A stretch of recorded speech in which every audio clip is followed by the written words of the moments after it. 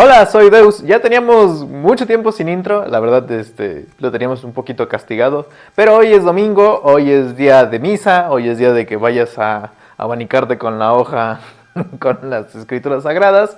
Qué mejor momento para platicar de un hombre con una crisis de fe tremenda.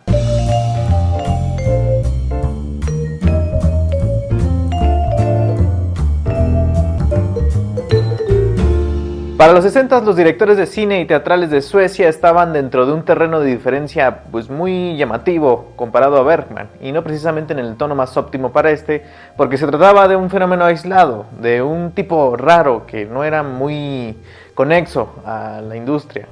También la realidad es que Bergman para esa etapa de los 60 estaba pues seriamente acosado, incluso a mitad de los 50, o por lo menos eso creía, por la industria norteamericana, quien buscaba expandir las películas del director, no tanto en distribución, que sí lo hacían y eran éxitos comerciales bastante notorios, digo, no a nivel como Ben-Hur, pero sí dentro del nicho, pero sí querían que Bergman dirigiese películas habladas al inglés.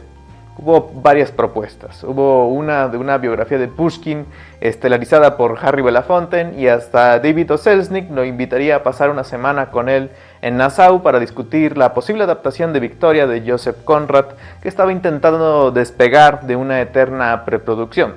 Bergman, de hecho, desechó todas estas ideas, y sobre todo la de Selznick, porque ya había trabajado con él en el pasado cuando escribió un guión adaptando La casa de muñecas de Henrik Ibsen, y quien le quedó a deber $2,000, como los viejitos de los Simpsons. Y a pesar de esto, lo consideró seriamente, porque con ello podría hacer un proyecto de ensueño, que era la adaptación de La caída de Albert Camus, una obra que estaba bajo resguardo de Walter Wanger, y que pues de haber podido hacerse, con los contactos posibles, hubiera trabajado directamente con el propio Camus, quien era fanático de la obra de Bergman. Pero él decía: mi éxito depende de que yo hago mis películas dirigidas y escritas por Bergman. Me pregunto si Hollywood podría aceptar una película de mi parte, en la misma forma que se le puede pedir una pintura a un pintor sin decirle exactamente de qué va a hacer. Para Bergman la realidad es que pues haría una película bajo sus propias dinámicas, pero pues a pesar de que sería hablada en inglés, sería grabada en Suecia con su equipo y con control creativo total, sin interferencia. Esa era su opción. Y pues no funcionó. En medio de esas pláticas y proyectos fallidos, Bergman seguía manteniendo una relación con su padre. Recordaría que lo acompañó a un servicio en una iglesia pequeña de Uppsala y que solo había 4 personas en la congregación. El pastor ofreciendo la misa no se encontraba bien de salud, y antes de que empezara a dar la misa, salió y le dijo al público que no habría comunión ese día porque estaba demasiado enfermo para administrarla. Eric Bergman, a pesar de tener 75 años en ese entonces, saltó de su asiento y le reclamaría al pastor de abandonar su congregación, que él se encargaría de la Eucaristía. Este balance de optimismo y rigor que tenía su padre se le uniría pues otra semilla, porque Bergman recordaría que en una visita con el ministro que dio la misa de matrimonio entre él y Kevin Laretei, su cuarta esposa, le comentaría que se encontraba confundido porque un hombre de su congregación se acercaría a él para platicar de fe, solamente para acabar con su vida al día siguiente. Esas fueron las semillas de Luz de invierno, filmada en la iglesia Skatuch de Orsa a partir del 4 de octubre de 1961 y apenas terminada un mes antes de su estreno el 14 de enero de 1962. Luz de invierno fue una de sus películas más caras porque, a pesar de su simpleza, Svenk, el estudio que producía todas las películas de Bergman, tuvo... Y esto es cierto, a pesar de que grabaron en una iglesia, tuvieron que construir una iglesia desde cero, especializada para poder generar la acústica adecuada para filmar, y todo para que el propio Bergman ni siquiera la capturara en pantalla. Básicamente hizo lo mismo que La pasión de Juana de Arco. Eso además de que su equipo se encontraba bastante inseguro de su siguiente película, porque el aura gris y decadente le hacían incluso cuestionarle directamente sobre si alguien aparte de él y su papá querrían ver esta cosa. Era algo que le recordaba muy seguido Gunnar Björnstrand, quien, acostumbrado a interpretar papeles mucho más cálidos, encontraba raro el que Bergman lo buscara para interpretar a un hombre tan retraído. Mismo caso con Ingrid Thulin, quien era asociada pues, a una figura de belleza muy bonita, y aquí se encontraba reservada y afiada, con suéteres de abuela. Por lo menos Bergman decía eso. No sale fea, pero bueno. Luz de invierno nos cuenta una tarde dentro de la vida de Tomás, el pastor de una pequeña comunidad, y quien, tras ofrecer la misa matutina, lo seguimos de forma ininterrumpida en su andar y sobre todo en este asfixio existencial. Tomás se encuentra enfermo de fiebre y tiene que atender a un hombre que desea hablar con él porque le espanta la idea de que China tenga armamento nuclear que destinaría al mundo a un final caótico, y Marta, la mujer con la que mantiene una relación medio secreta e informal, pero de la que se mantiene con un desprecio. Toda esta ausencia de deber moral se debe a que precisamente Tomás se encuentra en un punto de su vida en donde el alimento de fe y sus cuestionamientos ya pues están más severos, en donde es irónicamente un hombre que guía a su comunidad en un entendimiento divino y en donde no tiene esta satisfacción. Luz de Invierno es una película simple en su trama, pero muy compleja en su meditación de la fe, porque Bergman no tiene miedo en presentar algo casi temido en el cine: el abandono de Dios que resulta en la destrucción de lo trascendental. Las meditaciones de Bergman sobre pues, este eclipse y muerte de Dios mantienen un pie sobre el significado divino en un planteamiento bastante palpable y real a algo que existe más allá del entendimiento humano, y es esta disyuntiva lo que termina colapsando al ser humano. El más allá termina siendo poco valioso en la vida y el sentido del valor y propósito pues es abandonado para ceder a la angustia, a la decepción, a la soledad y el dolor. Anteriormente existía un significado presente, ahora en la modernidad pues lo que encontramos es irreemplazable y el hombre termina desesperado. La muerte de Dios significa que nuestro espíritu también lo hace en un mundo silencioso y desértico.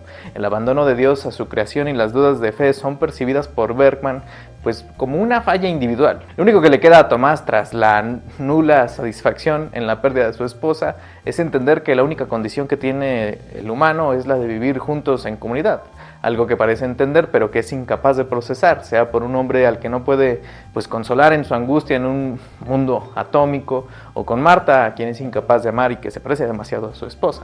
Luz de Invierno es aparte una cátedra del poder de Bergman como guionista, dejando que surjan conversaciones extensas y en donde la captura de nuestra atención radica en un juego bastante atinado entre la temática filosófica y dogmática presente en una especie de jugueteo humorístico bastante negro en entender las reflexiones de la fe que ocurren en miembros de la comunidad, quienes abiertamente encuentran esta exploración a un entendimiento de su posición en el mundo, pues de que tienen miedo, y al acercarse a su ministro lo encuentran con fiebre y lo dan por hecho de que, bueno, quizás solamente sea un mal momento para preguntarle, sin entender esta crisis que tiene. O en los momentos con Marta, en donde Bergman exprime una actuación increíble de parte de Tulin, quien tiene un momento en donde expresa su descontento amoroso y tristeza en una carta que pone el punto final que no se atreve a expresar en la vida real, en donde la Marta literaria adquiere un sentido de despecho, diciendo que el por qué odia a Tomás en 6 minutos de un plano que no corta en su sermón. Irónicamente, el único sermón que escuchamos en una película sobre un hombre de fe. Pero además hay un juego de ambigüedad que Bergman también presenta. El final es uno genuinamente abierto. No hay un abarcamiento ni enteramente cristiano ni ateísta. No es optimista ni pesimista. Es un final real y honesto, con Tomás a pesar de su enfermedad y día de mierda ofreciendo la última misa del día en donde no hay asistentes. Es una misa integrada para él y Marta. Se puede leer como un asunto dogmático de fortaleza de fe, de reforzar esta devoción frente a todo, o también de un sentido irónico de parte de un hombre aferrado a estar solo y omitiendo la compañía de una mujer enteramente devota que odia y que permanece a su lado. Luz de Invierno no le fue muy bien en críticas, sobre todo en su país natal. Hay una reseña que Bergman siempre postularía como muy ofensiva, que encontraba en un periódico de su localidad, que decía: Bergman ha alcanzado la posición única en donde puede hacer las películas que quiere hacer y solo le queda al público percibirlas como un tipo de tarjetas postales de su estudio privado. Para aquellos quienes su sed de problemas personales es de preocupaciones actuales, Luz de Invierno es quizás un avance en este camino, pero para el resto de nosotros parece ser la prueba más impresionante de un aislamiento artístico. Para las críticas, pues había pasado de ser un hombre que retaba a la autoridad a un director cuya visión pues ya resultaba irrelevante. Variety, que eso venía también de Estados Unidos, confirmaba este pensamiento al describirla como una película estrecha y poco amigable, pero de una apariencia bastante especial. Y es que pues Bergman se mostraba retador al mostrarse pesimista, y eso no le gustaba a la industria. Irónicamente, esta película, que formaría parte de la trilogía, que al principio dijo que sí era una trilogía, pero que después no, pues es como la menos atendida entre pues, la atención, sobre todo que tuvo entre Un Cristal y El Silencio, que esa sería su posterior película y que incluso Playboy defendería por su tratamiento de la sexualidad. Pero en tiempos modernos, Luz de Invierno pues es considerada una de las obras cumbres de Bergman, que quizás no es muy apreciada a comparación de las otras, pero que bien vale la pena para que te deprima toda la semana, como me pasó a mí. Véanla con cautela. Eso fue todo, no se olviden de checar la cartelera cultural en Zona Franca, aquí están mis redes sociales. Les iba a decir que la pirateara porque estaba un poquito difícil de encontrar, pero me acaban de decir que se puede ver en YouTube gratis y con subtítulos en español.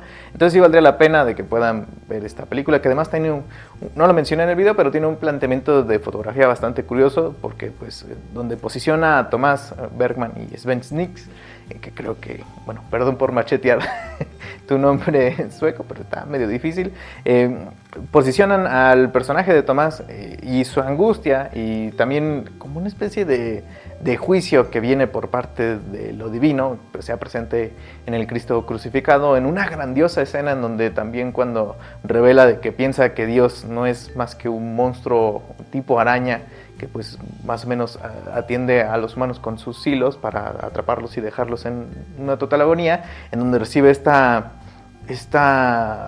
revelación que podría ser por juicio de la fe o incluso de la fiebre, en donde la luz lo enciega.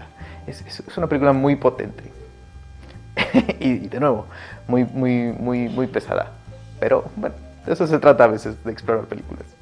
Nos vemos.